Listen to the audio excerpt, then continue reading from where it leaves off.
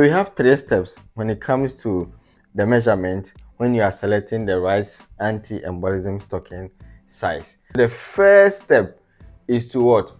Take the circumference or measure the circumference of patient upper thigh. Let's assume this is patient's butt, this is patient thigh, the knee, and then the leg.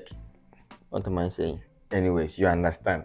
Good. You measure the upper thigh of the patient, so you take the circumference of that, and remember you will need your measuring tape or your tape measure to do that. So you take the circumference of the upper thigh of the patient, right? Good. That is the step 1. That is the step 1. With this circumference, if you get a figure less than 91.4 centimeters, we'll talk about what you will do with it.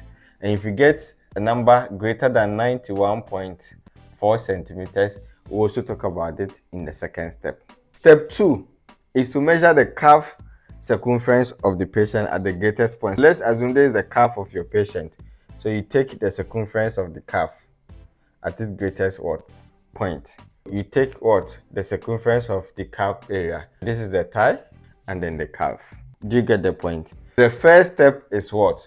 The thigh circumference, and then the second step is what? The calf circumference. Good. This leads us to step 3. With step 3, let's come back to these 2 figures. In step 3, if the step 1 figure is less than 91.4 centimeters, we have 3 different selection criteria when it comes to the anti-embolism stocking. We have the thigh length style, we have the thigh length with belt style, and then we have the knee length style. These 3, very, very important. The criteria says that if the step 1 figure is less than 91.4 centimeters, then you have to use these 2 styles. Any of these 2 styles, you are good to go. The thigh length or the thigh length with belt style. If the step 1 score or the step 1 value is less than 91.4 centimeters. If the step 1's value is less than 91.4 centimeters and you are using any of these thigh length style, then step 3, this is how you are going to do it. Step 3, using the thigh length. Good.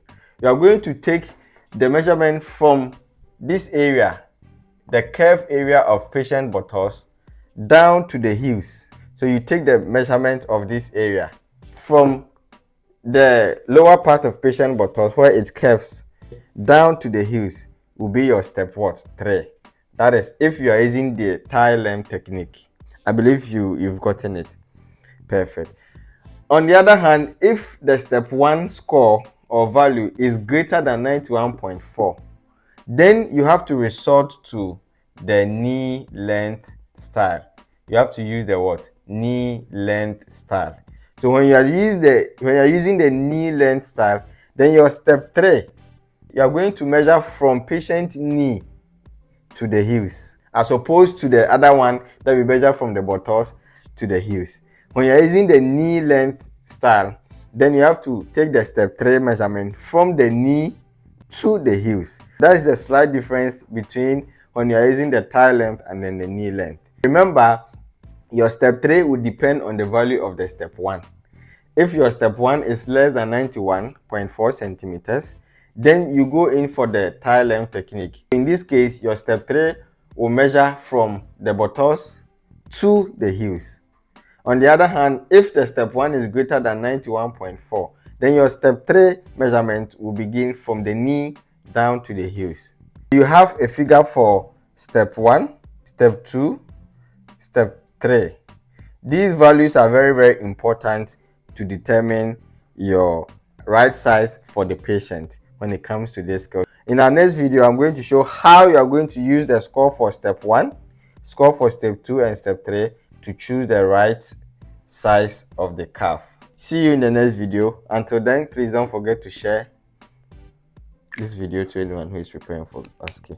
My name again is Gentle. You can join us for face-to-face practice when it comes to OSCE, and you get your first attempt pass. Bye-bye.